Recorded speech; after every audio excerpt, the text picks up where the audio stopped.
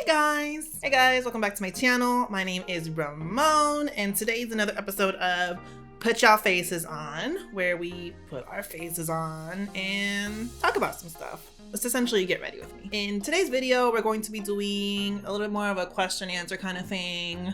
Since I don't have fans yet, I asked myself these questions. It's all about YouTube edition. So essentially basically my thoughts and my opinions on YouTube related topics. Today's makeup look is going to be, I think, more of like a bronzy feel. I'm really feeling that super bronze, super shimmer, super glowy summer look, even though it's still very much winter here in Chicago. I'm not going to talk too much about products or technique. I'm going to flash products below on the bottom half of the screen so you know what I'm using. If I feel like I'm doing something revolutionary, I'll tell you what I'm doing, but yeah, so just kind of like get ready with me. So feel free to have this on while you clean, while you cook, while you procrastinate on work, or while you're also putting your face on. Skin is prepped just like normal. It is my Essence Moisturizer Sunscreen combo. Today I'm using the same sunscreen, but today I'm also including a DIY vitamin C serum that I made that I'm working out. I'll link down below the Lab Muffin Beauty Science video on DIY vitamin C serums. I kind of zhuzhed it up a little bit, did a little something, but it's a little bit more than just a standard vitamin C serum, so I'm playing around with it.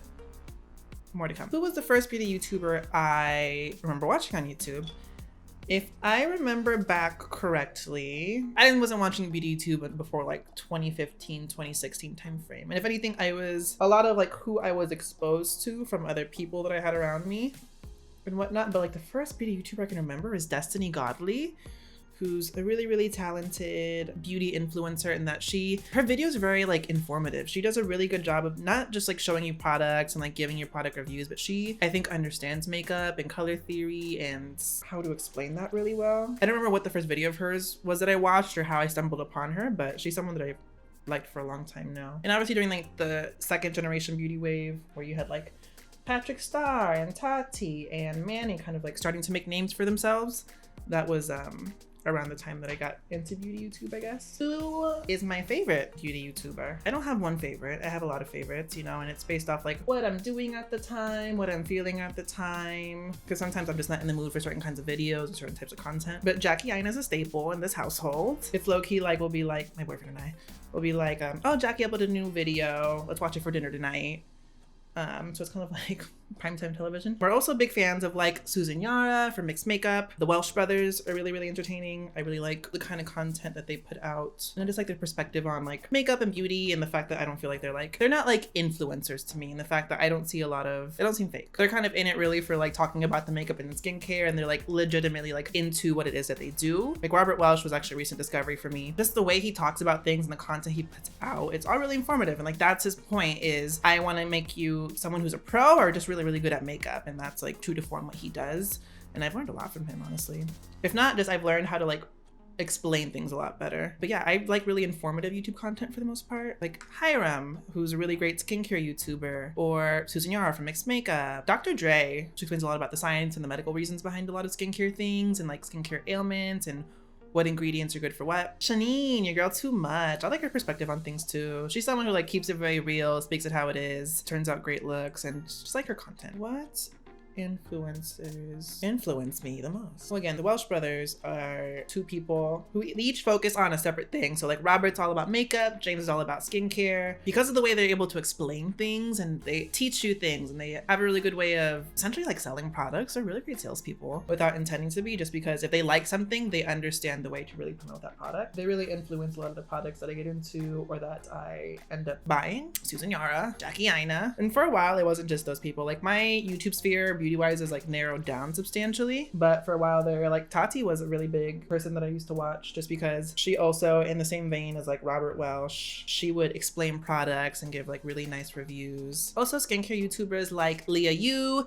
and Gothamista, who are also really amazing skincare reviewers and product recommenders to me. Gothamista, I don't know how she does it, but homegirl just tries and tests out so many different products, that brands I've never even heard of, but that are really nourishing and helpful for the skin. So she's someone I really like to watch. And I think Renee is just like such a zen person. Her videos are so calming to me.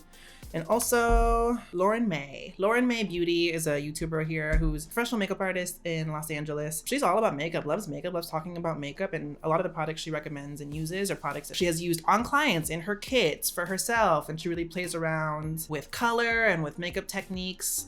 So coming from someone who has a professional makeup background, I really trust a lot of the things she says. Desi Perkins as well, super talented makeup artist. For a while, she was doing specifically like how-to tutorials instead of product recommendation videos, and so she was someone I really trusted in regards to her product recommendations, simply because I feel like she knew a lot about the basis of what a good makeup product was, since she did do a lot of makeup prior to YouTube. What are some of your favorite beauty YouTube videos? For a long time, and honestly I still play it because I like the comedic content, Jackie's Fenty Mademoiselle video where she tried on all the original launch of like the Fenty Mademoiselle lipsticks, and she did the whole like costume change, wig change. Honestly, one of my favorite beauty videos. Any of Jackie's like really funny content is something I like to watch. My boyfriend and I were like talking, and we were like, how did you discover Jackie? And it was from all of her old like beauty trends we're ditching in 2015, 2016 videos, where she pokes fun at the beauty community and like at herself, obviously. Really funny, but really, I see it as informative, kind of talking about makeup trends that like need to stop. I love Shanine's videos just because her sense of humor is really dry. I like watching like her foundation reviews. My favorite kinds of videos for some reason are like foundation hunt series. So I know Taylor Wynn did a bunch, and that's how I discovered her. Shanine Too Much Mouth. Thriftic is someone who I used to watch for a lot of her videos too. Foundation hunt series are my favorite things to watch on YouTube. I don't know why, especially because I stick to like the same 2 or 3 foundations I use on a regular basis, and I will make a foundation work for me if I have to. I'm not someone who like finds the one foundation that will work for me only. And then reacting to like beauty hack videos, or like, you know, like the 5-minute hacks or the TikTok makeup hacks, like those kind of things, or like reacting to influencer makeup videos that like Robert Welsh does a lot. Those are really entertaining for me to watch too. Because again, they're funny, they have really interesting content, but they're really informative. I'm someone who dislikes to have YouTube autoplay going in the background, and therefore I feel like I stumble across a lot of content I like as a result of that. Influencer loving right now. So there's this whole like mini like friend group that I like to watch all their videos, and that's like Nisi Pisa, Abby Williamson, Spooky Lips and Fat Hips, and Georgia, I think is the 4th one. I like watching all their videos. Abby Williamson was from Seattle, which is where I came from, so I liked watching a lot of her content.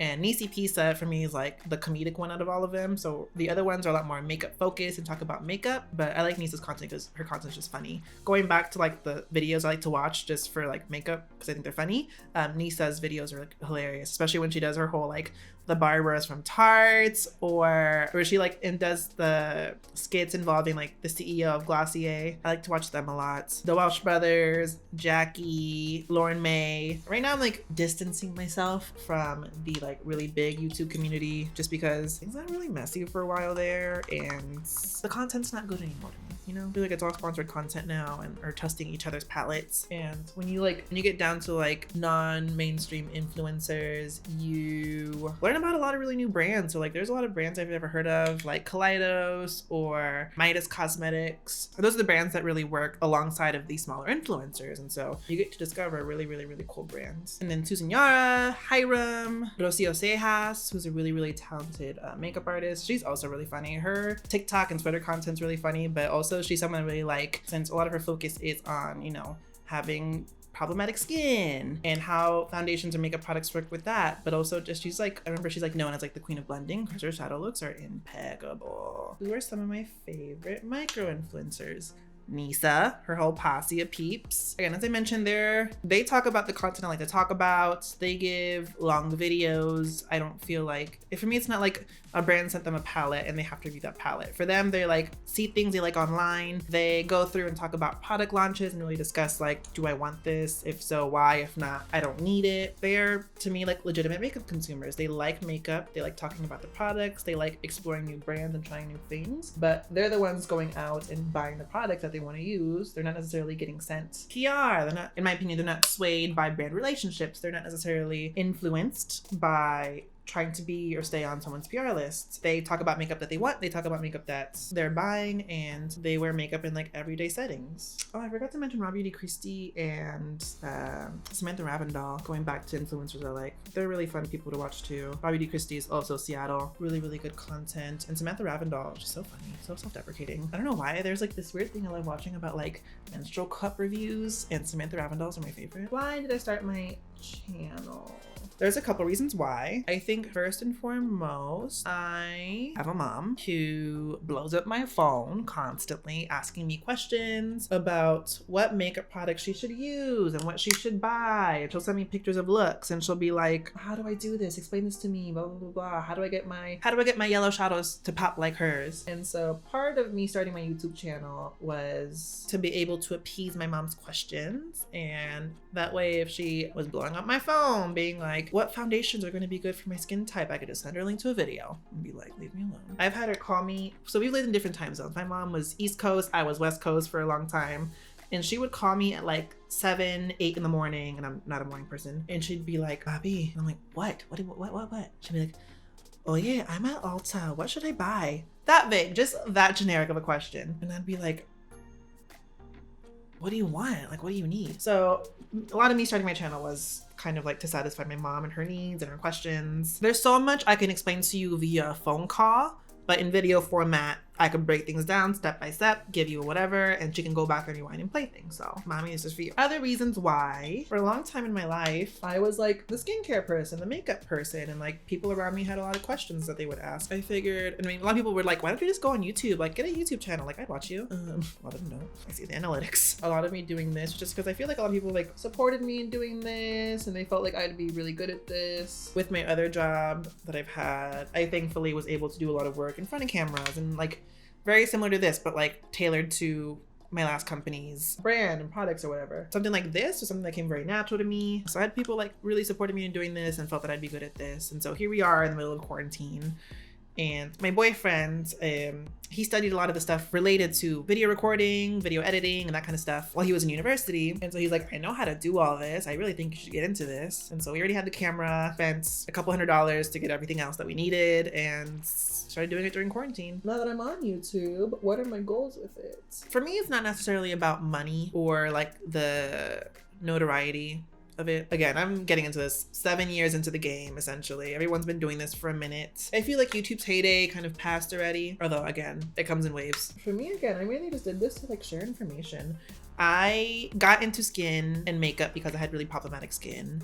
And back in that day, there wasn't, because I mean, this was like 10 years ago, there wasn't this kind of content on YouTube. This really all surged within the last like 5 years. And so, you know, like I really wanted to come up with a channel and devise content that was focused around my concerns and things that I wanted to see on YouTube back then, but also things people ask me about now that are still really relevant. So as long as I'm doing that, that's good. I'm happy that I'm being able to share information or whatever. So that's my goal with YouTube, just to share information. Beyond that, I am a biochemistry student about to start a cosmetic sciences program this coming fall. My like goal in life is to work for a cosmetic brand formulating and devising products. And I'm not trying to be an influencer who like has a collaboration with like ColourPop or comes out with a brand, but I'm sending samples and whatnot to a chemist who's actively doing it. I want to be the chemist. And so my goal with all of this is that maybe I do get enough of a following and enough of notoriety to be able to meet brands and whatnot, but also be able to like network and whatnot, so that at the end of my schooling, when I'm done and I have so many years of experience in my schooling, but also doing this stuff for YouTube, I'm able to like get work and like work for brands in their R&D departments. What sets my channel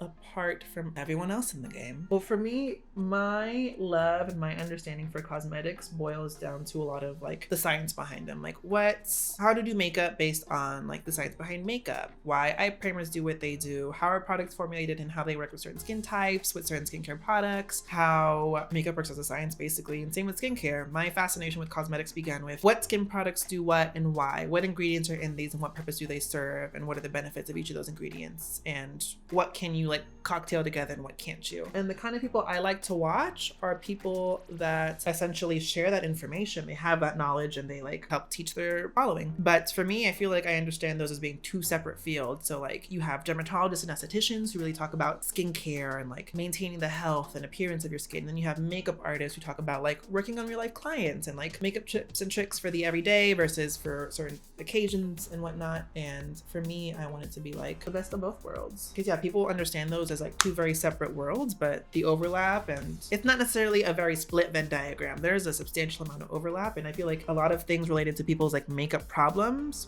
relate back to not understanding skin. And then people who work in skin kind of demonize makeup and whatnot for a lot of reasons. But in reality, like there's no reason you can't love both. There's no reason you can't be a fan of both. That, and plus the kind of content I want to do, like I'm gay, I'm Latino. My makeup is an everyday glam. I never really wear this out for the most part. This is a lot for me, but it's something I do in my house a lot. And so the kind of content I want to do is really approachable. Again, it goes back to my mom. Love her, bless her soul. But she's like an everyday woman, you know, and all of her friends work 9 to 5s and all that stuff. They don't do full glam every day. So they want makeup looks that work for the everyday, something they can throw on in 5 minutes and go out the door and it's gonna look good and last them all day. But on top of that, since they don't necessarily understand makeup techniques, color theory, and that kind of stuff, I want to be able to tailor content to people like that as well. And same thing with skin, like make everything a lot more simplified and approachable and digestible for people who this is not their everyday. This is not something they necessarily understand, but how do I explain this in a way that won't go over their heads? What do I love about YouTube? I think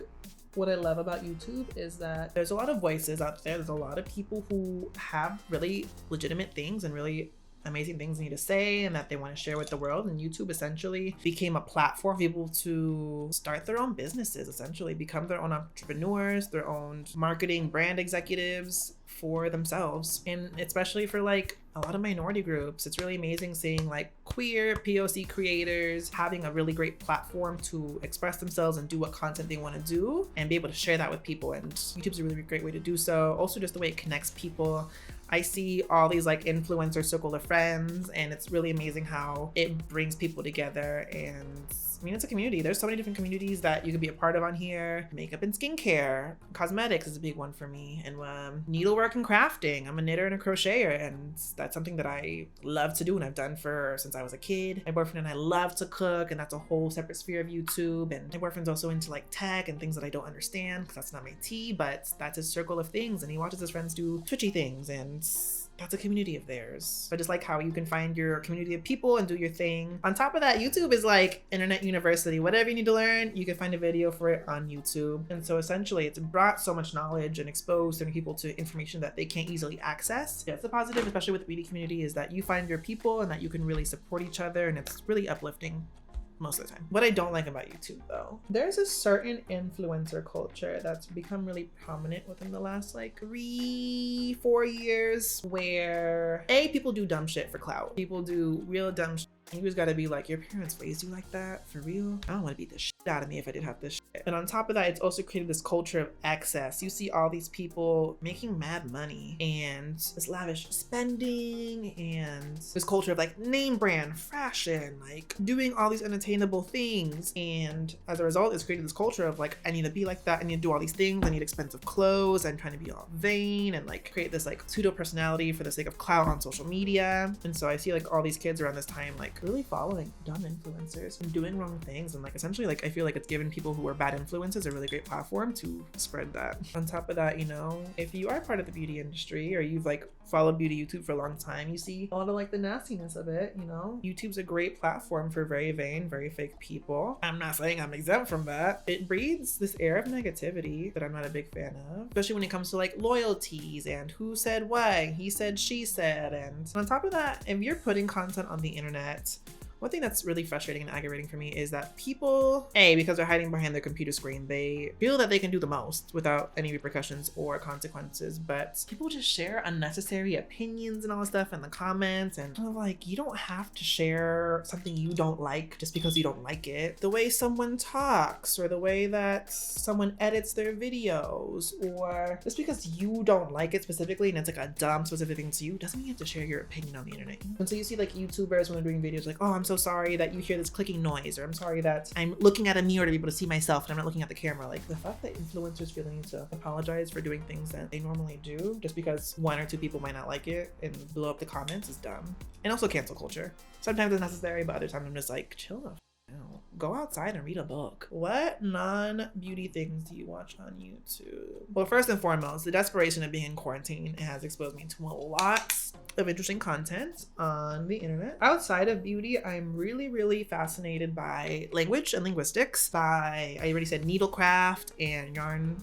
related content, history, love history, and cooking. And so also like finances. I like learning about finances and credit, building your wealth, generational wealth, that kind of thing. So there's like language YouTube or like Native Lang, and I forgot the guy's name. His name's Paul. And he does a lot of like language related videos, linguistic related videos. Love that kind of stuff just because it's so fascinating for me to like learn about the evolution of language and how like the sharing of culture and anthropology of language like influences how over centuries language can evolve. If I wasn't studying cosmetic sciences right now, I would have loved to have studied like romantic language studies. History, love history, especially world history. One of my all-time favorite books I've read, unrelated, is called The Human Story, and just talking about like development of human civilization and the interaction between cultures and how that's influenced like technological advances in history. Fascinating to me. Recently got really into costume, and I'm not a cosplayer, I'm not a costuber, I don't sew. Again, like that kind of crafting is really fascinating for me. When I was younger, I really wanted to actually go to school for like knitwear design and like fashion design. I went through a phase in my life where I was like really into like models and fashion, and so learning about like clothing construction is really fascinating for me. Bernadette Banners has been on like repeat the last like 3 weeks just because her channel is super interesting. The techniques that she teaches, again, informative YouTube. And then kind of fusing those 2 of those worlds together, historical costuming, which again, Bernadette Banners does a lot of, but there's also other channels that focus their content on like, let's dissect the accuracy of like the costuming in Titanic, or how accurate are the Disney princess costumes. Wired and GQ, I think GQ, do a lot of videos about like professional astronaut dissects movie space scenes. Again, really informative, really cool breaking down of accuracy and cinematic depiction and portrayal. I really like to watch the Genius videos, like Genius artists break down their like lyrics and explain those. Those are really cool. The song association videos that people do a lot, because I like word association, I like word games, and so I always play along with the artists. I'm really good at those. Love Bon Appetit in this house. Love Bon Appetit. Carla Lolly Music, Claire Saffitz. My boyfriend and I love watching their videos. We actually spend a lot of the quarantine making a lot of recipes from Bon Appetit. Also, Basics with Babish or Cooking with Babish is another great YouTube channel for like culinary things. He's really good at explaining culinary things. I love to cook. We made a lot of stuff from scratch this month. Bread, fettuccine, Alfredo sauce, tortillas, stocks, stews, sauces. I like handmade things. Hence the knitting and the cooking and all that stuff. I'm not necessarily a fan of vlogging, but I really enjoy people's travel videos because I like to travel, and as a result, like if I'm going somewhere, I like to do a lot of research about the cultures, the practices, things to do, things not to do, like how to really acclimate to the environment. So I'll watch people's content based around that sort of. And then back to the vlogging. Evelyn from the internets, love her content. Oh my God. Smack Your Lip. We've watched the entire series over and over again. One of my all-time favorite like internet videos is her LaCroix Smack Your Lip, and the one where she tries the different Walker's chip flavors. I like watching people's like spending mistakes people make in their 20s, or like how to monetize YouTube as someone who could potentially get to that point, like really understanding the fundamentals in the branding and marketing of yourself as a YouTube and social media influencer person, and how the business side of that relates back to the creative side of that, because business is really interesting to me, and the analytics behind things and how that influences your AdSense and the revenue and sponsorships and that kind of stuff, the outreach of things. I really like to watch as well. I like learning. Have I ever met a YouTuber in real life that I can remember? Hiram, Skincare by Hiram, Sir Skin by Hiram. He's really good friends with a friend of mine that I know from Seattle like years ago, who I actually lives in Chicago here with me now. So like one of those small world situations in that this was back in August. I just come to Chicago for the job assignment I was here for.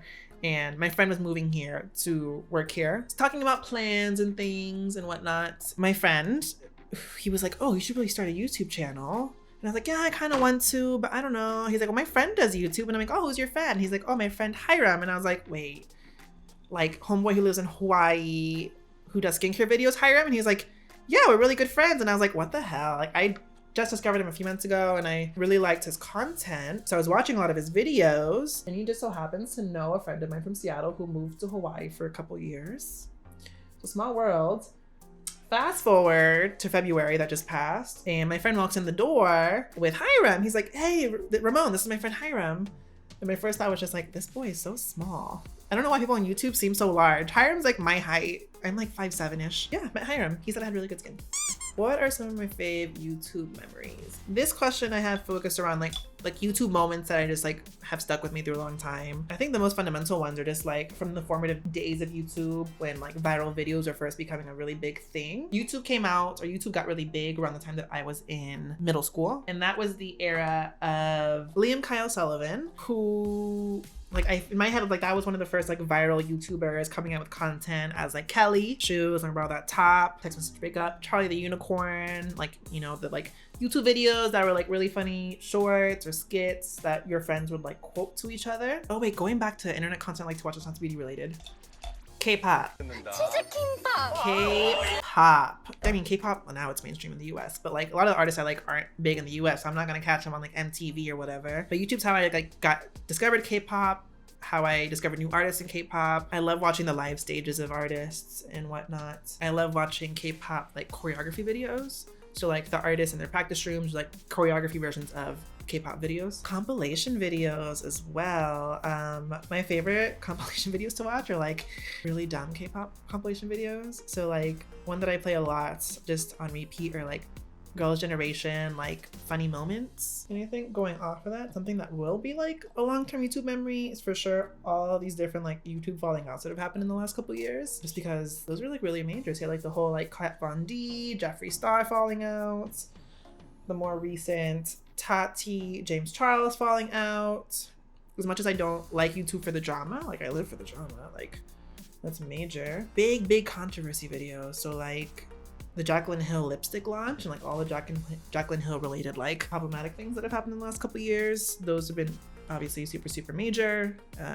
So those shook the beauty community, but they'll also like influence it for a long time to come. I'm taking the Stila glitter shadow. This is a shade Gold Goddess. What's been the most eye-opening experience you've had now that you're creating content on YouTube? First and foremost, it's actually a lot of work. It's not difficult work necessarily, but the work that goes into it is really time consuming. For example, I don't have a video editing background. Thankfully, I have my boyfriend who studied this, knows a lot about it, knows the ins and outs of a lot of things. He does the actual like editing work, but coming up with the content, trying to make sure the content's good, preparing yourself so that you don't act a fool on camera, and then editing the content, making it look good, making it look up to my standards, and then making it like actually entertaining. It's a lot of work. The first video we put up was the first Fancy Friday I had. And for that half-hour video, it took like 2 days worth of editing. I think overall, like cumulatively, that was like what, 12 hours for just that one video. And like granted, that was like us learning a lot of different things, trying to figure things out. And we kind of went into that without a lot of preparation. Therefore, everything we did was trial and error. Let's see how this looks. I don't like that. Let's fix it like this. And we've gotten quicker since then, but still like the work behind getting a video up is not easy. My biggest thing is just that what I see when I'm doing my makeup like this in a mirror versus what translates to camera and then ends up on a computer screen look super different. An example of that was doing the Fenty recreation video I just posted. In person, that look was fire. The pigment stood out a lot. If anything, I felt like it was a lot, especially the blush that I had on. Looking at the footage, you can barely tell I had blush on. The colors don't stand out the way I want them to is a big takeaway for me. I know, and I knew going into it that I wouldn't like get a huge following right off the bat, and it would take a lot of work and a lot of time and a lot of like understanding the like branding and marketing of the videos. Now seeing how analytics work and all that stuff for YouTube is really interesting. Also, like going into this, like obviously my personal friends are going to be my main audience since my social media circle is like related to them. And like for this, I made separate media channels for my personal ones for the most part. And you know, like my friends who support me, like they followed those channels, but those are the first ones who like knew about the channel and therefore the first ones who are getting exposed to the content. It's interesting to see how my content's finding new people, in that with the YouTube studio like analytics and whatnot, I get to see like the ways people get to my video and how I receive traffic, understanding the way to tag videos and understanding how to title and market the videos.